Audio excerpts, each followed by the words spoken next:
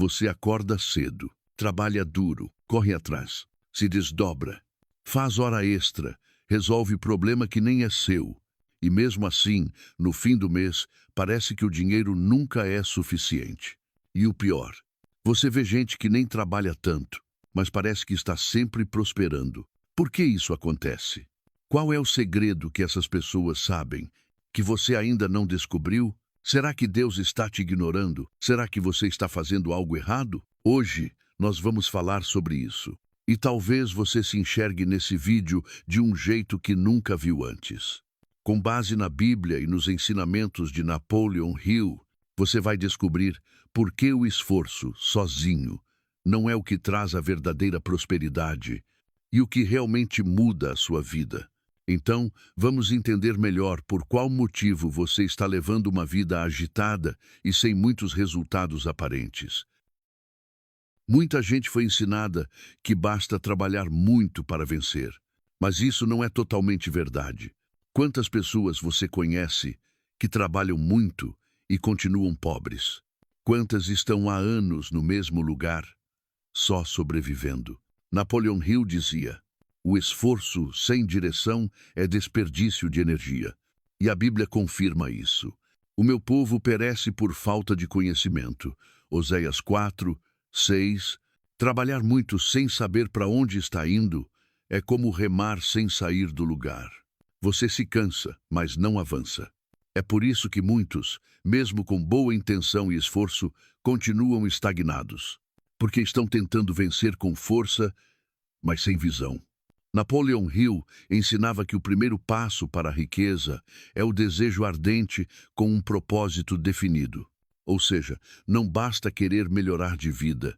Você precisa saber exatamente o que quer, por que quer e como pretende chegar lá. E a Bíblia já dizia isso muito antes. Escreve a visão, grava-a em tábuas, para que a leia até quem passa correndo. Habacuque 2:2. Sem direção, até a força se perde. Mas com propósito, até os pequenos passos constroem grandes vitórias.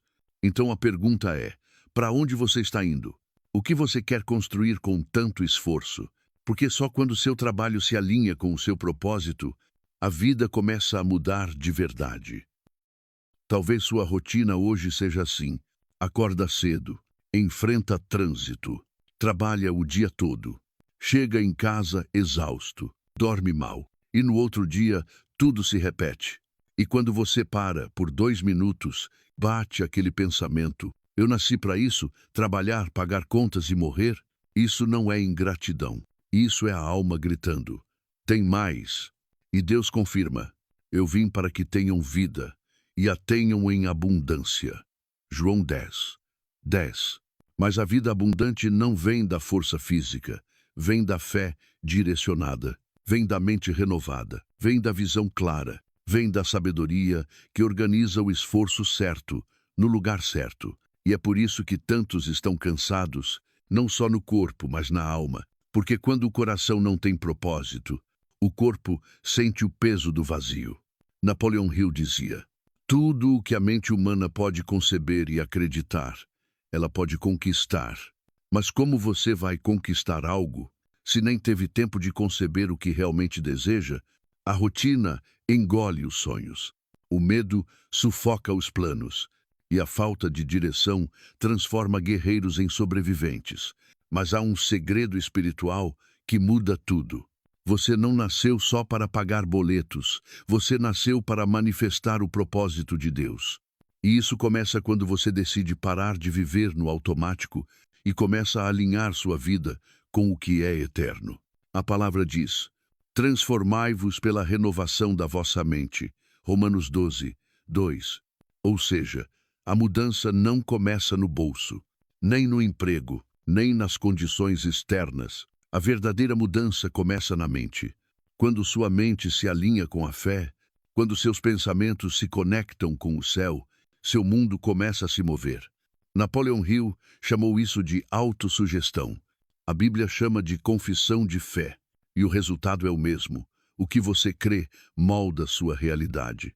Por isso, antes de mudar de trabalho, antes de mudar de cidade, Antes de mudar qualquer coisa do lado de fora, mude o que está dentro, porque a mente renovada transforma a vida cansada em uma jornada poderosa.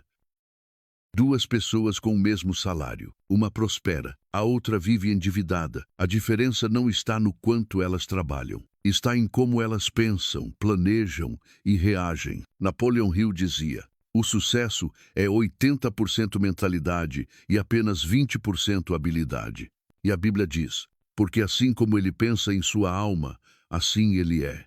Provérbios 23, 7. Quem pensa pequeno atrai escassez. Quem pensa como servo nunca recebe como filho. Por isso, antes de mudar sua conta bancária, você precisa mudar a conta que faz aí dentro da sua mente. Você pode ganhar pouco e prosperar. E também pode ganhar muito e viver preso no cartão de crédito. Porque não é sobre salário, é sobre sabedoria. Napoleon Hill ensinava que a riqueza começa com um estado de espírito. Deve-se acreditar que se pode ser rico. E é isso que muitos ainda não entenderam. A mentalidade de abundância não é um resultado da riqueza.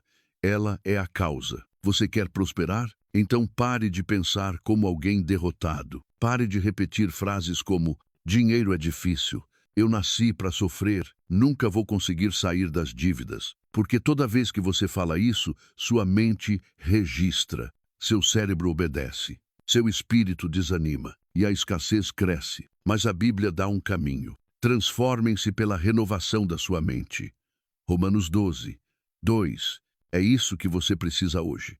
Renovar sua mente. Não importa como você foi criado, o que disseram sobre você ou quantas portas já se fecharam. Se você mudar sua forma de pensar, tudo ao seu redor começa a mudar. Porque Deus não age onde há dúvida, mas onde há fé. Napoleon Hill confirma isso quando afirma: a fé remove limitações e dá forma aos pensamentos criativos.